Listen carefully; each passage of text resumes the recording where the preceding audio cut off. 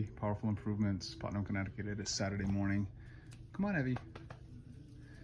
Evie wanted to show you how well behaved she is in the hardware store. This is Runnings in Putnam, Connecticut. It's an agricultural store. They got everything you can imagine. Evie, come on.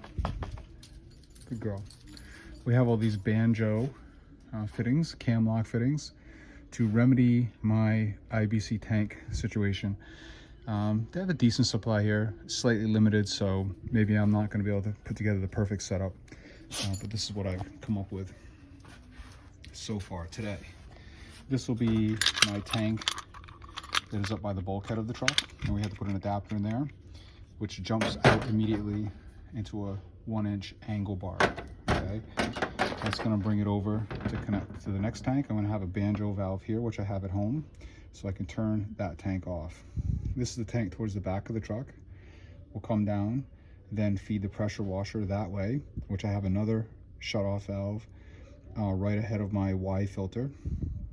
And then this one is going to come out between the box, the X6 box and the front box, and this is going to be my dump valve, wash station, bucket filling valve, etc. So I believe I have everything I need to adapt this in correctly.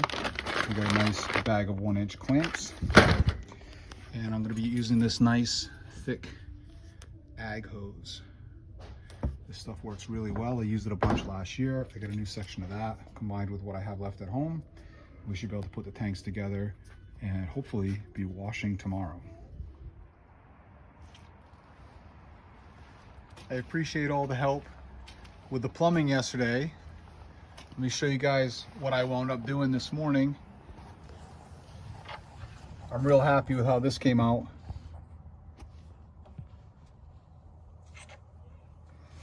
We got a 2-inch banjo to go on to the nipple there, cam lock.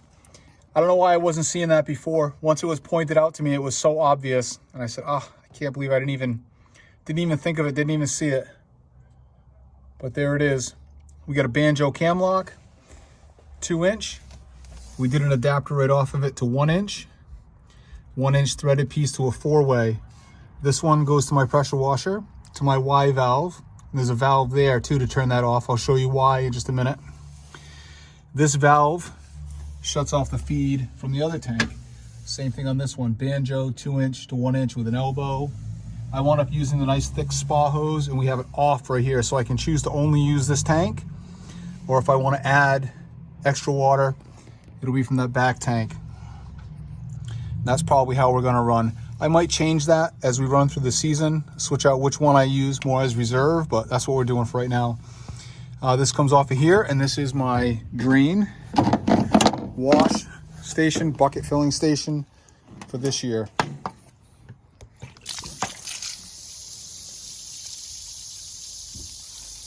Get nice flow on that. Again, spa hose tucks right in there.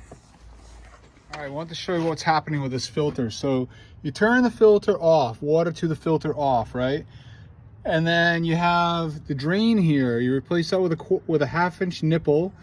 You run a hose down the end, and you put an air fitting on here. So you take this off with a nice full air compressor, and you hit the press to valve, and you fill this with air, compressing it, and it forces all the water back up through here, through the pump, and out the pigtail. Okay, you run that for a minute or so, you blow all the air out of the system, and that's a simple, fast way to winterize. No antifreeze needed.